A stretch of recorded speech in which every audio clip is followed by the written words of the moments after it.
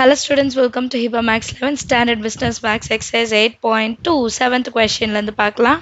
Seventh question பாருங்க. Bag 1 contains 3 red ball and 4 black balls.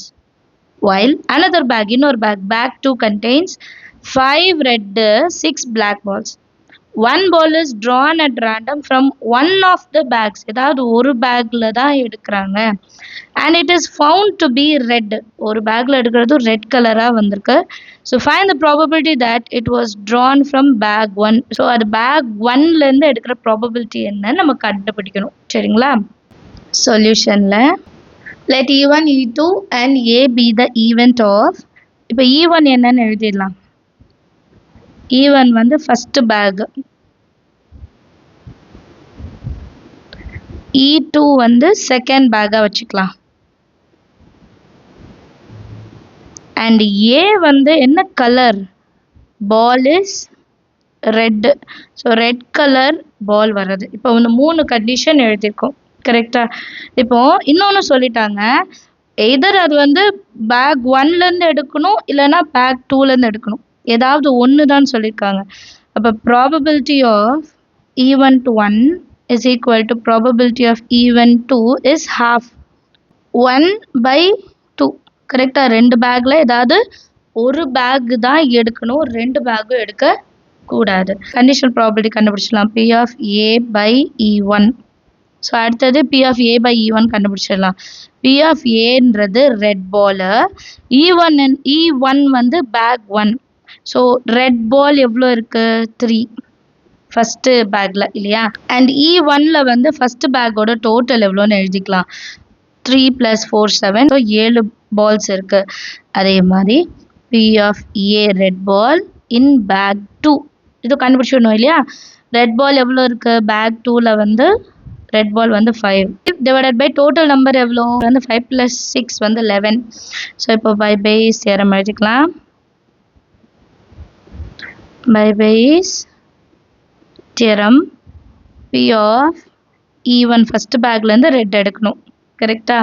So P of E1 into P of A by E1 divided by P of E1 P of A by E1 less P of E2 again P of A by E2. Total வந்து கீழே நமக்கு என்ன தேவையோ அதை மட்டும் மேலே எழுதிப்போம். So இப்போ கண்டுபிடிச்சதுலாம் எழுதலாம். P of E1 வந்து 1/2, P of A by E1 3/7 divided by P of E1 1/2, P of A by E1 same 3/7 less P of E2 வந்து 1/2, P of A by E2 வந்து 5/11. 3 ones are 3, 3/14 plus 5 ones are 5/22. இது cancel பண்ணவே முடியாது. So டைரெக்டாக இது cross multiple தான் பண்ண முடியும். இப்போ 3/14 அப்படியே இருக்கட்டும். 22 into 3 66, 14 into 5 எவ்வளோ 70 டிவைடட் பை 14 into 22 அப்படியே எழுதிக்கலாம். ஏன்னா கேன்சல் பண்ணுவோம் அதை. 14 into 14 கேன்சல் ஆகும், அதனால் அப்படியே வச்சுருக்கேன். ஸோ 3/14 டிவைடட் பை இது ரெண்டுத்தையும் ப்ளஸ் பண்ணால் 6 13 136 டிவைடட் பை 14 into 22. நெக்ஸ்ட் லைனில் இது அப்படியே ரெசிப்ரோக்கல் பண்ணுங்கள். 3/14 இன்ட்டு இந்த கீழே இருக்க 14 into 22 மேலே வரும், மேலே இருக்க 136 கீழே வரும். 14 கேன்சல் பண்ணிடலாம். 2 டேபிள் இது கேன்சல் ஆகும். 2 11s are 2 6 are 12, 2 8s are 3 table 68 வராது. So 11 into 3 33 divided by 68. இதுதான் P of E1 by ஏவோட வேல்யூ. அண்டர்ஸ்டாண்ட் ஆகுது. கால்குலேஷன் ரொம்ப ஈஸியாக எடுத்துக்கோங்க, அப்போ தான் ஞாபகத்தில் இருக்கும். 8th கொஸ்டின் இந்த வீடியோவில் சால்வ் பண்ணலாம். The first of 3 urns contains 7 white and 10 black. First of 3 urns, அப்போ 3 urns இருக்கு. ஃபர்ஸ்ட் urnல வந்து 7 ஒயிட் பாலும் 10 பிளாக் பாலும் இருக்கு. The second contains 5 white and 12 black. ரெண்டாவது urnல 5 ஒயிட் இருக்கு, 12 பிளாக் இருக்கு. contains 17 white balls and no black balls. So மூணாவது urnல வந்து ஒயிட் பால் மட்டும்தான் இருக்குது, அதுவும் 17 இருக்குது, பிளாக் பாலே இல்லை. A person chooses an urn at random and draws a ball from it. and the ball is found to be white. So ஒரே ஒரு கலர் தான் white மட்டும் தான். Find the probability that the ball comes from first turn, second turn, third turn. So தனித்தனியாக கண்டுபிடிக்கணும். First turn மட்டும், அப்புறம் second turn, அப்புறம் தேர்டு, அண்ட் ஒயிட் கலர் மட்டும்தான், பிளாக்கே கிடையாது. அண்டர்ஸ்டாண்ட்? அதான் கொஷின் புரிஞ்சுதா? இப்போ சொல்யூஷனில் ஃபஸ்ட்டு நம்ம ஈவெண்ட்ஸ் எல்லாம் எழுதிடலாம். ஏன்னா நிறைய இருக்குது இல்லையா, 3 ஆன் இருக்குது, ஒயிட் கலர் வேணும். ஈவெண்ட்டில் எழுதிட்டேன். Let E1, E2, E3 and A be the event of. E1 வந்து ஃபர்ஸ்ட் டர்ன், டோட்டல் 17. E2வும் 17 தான். E2 வந்து செகண்ட் டர்ன், அதோட டோட்டலும் 17. E3 வந்து தேர்ட் டர்ன், அதோட டோட்டலும் 17. அண்ட் A வந்து ஒயிட் பால். சரிங்களா? பால் drawn is white. இப்போ ஃபஸ்ட்டு நம்ம என்ன கண்டுபிடிப்போம்? P of E1 that is equal to P of E2. அடுத்து P of E3. ஒரு ஆன்லேருந்து தான் எடுக்கணும் கண்டிஷன். அப்போ 1/3 பாசிபிலிட்டிஸ். ஸோ 1 தான் எடுக்கணும், 3 பாசிபிலிட்டிஸ் இருக்குது. ஸோ 1/3. இப்போ தேவையானது எல்லாம் கண்டுபிடிச்சிட்டோமா? இப்போ டேப்லோ காலம் மாதிரி ஒன்று எழுதிட்டு நம்ம வந்து ஸ்ப்ளிட் பண்ணி எழுதிக்கலாம். on 1, on 2, on 3. இப்போ எனக்கு ஒயிட் மட்டும்தான் வேணும். சரிங்களா?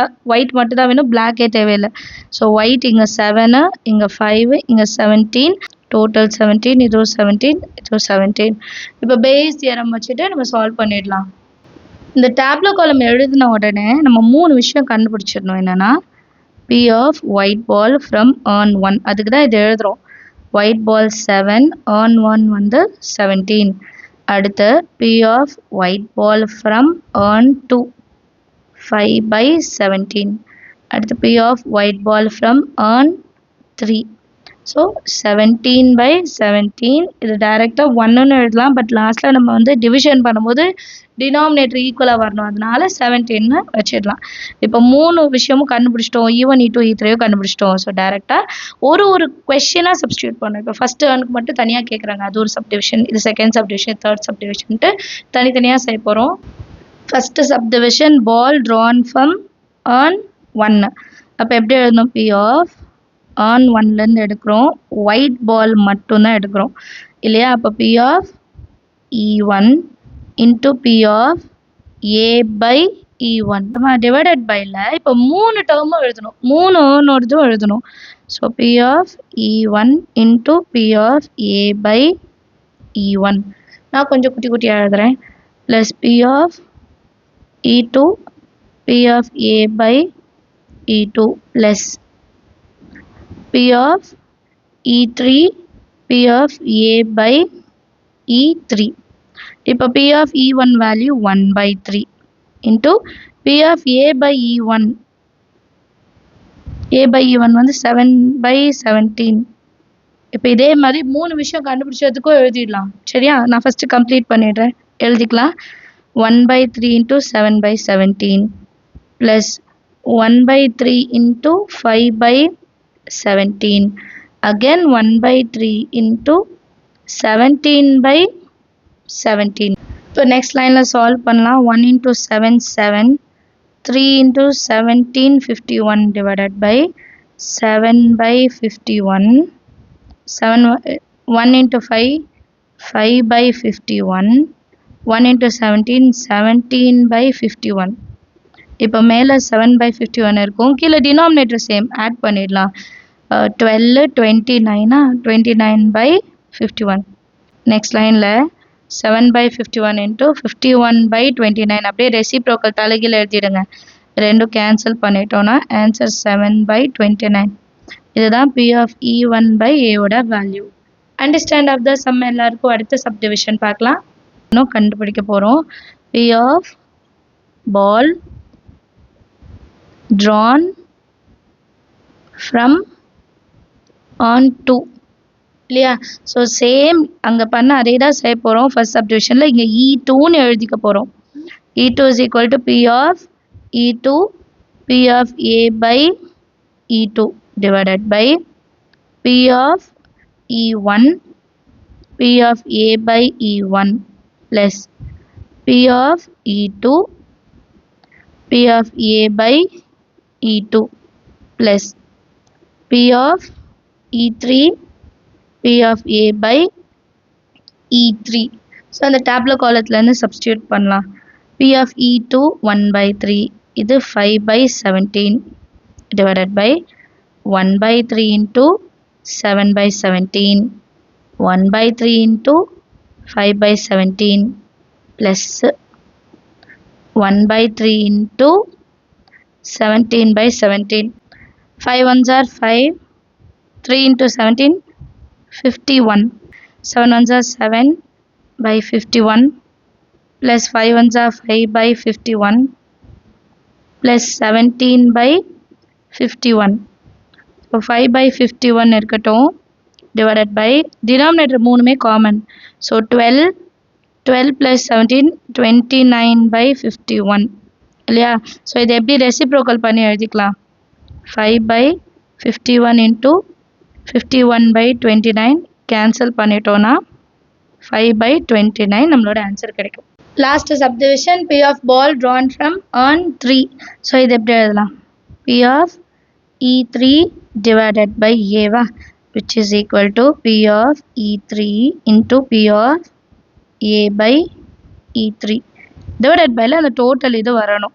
P of E1 P of A by E1 plus P of E2 P of A by E2 plus P of E3 P of A by E3.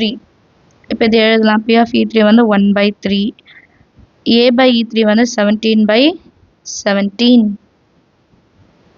divided by 1 by 3 into 7 by 17. 1 by 3 into 5 by 17.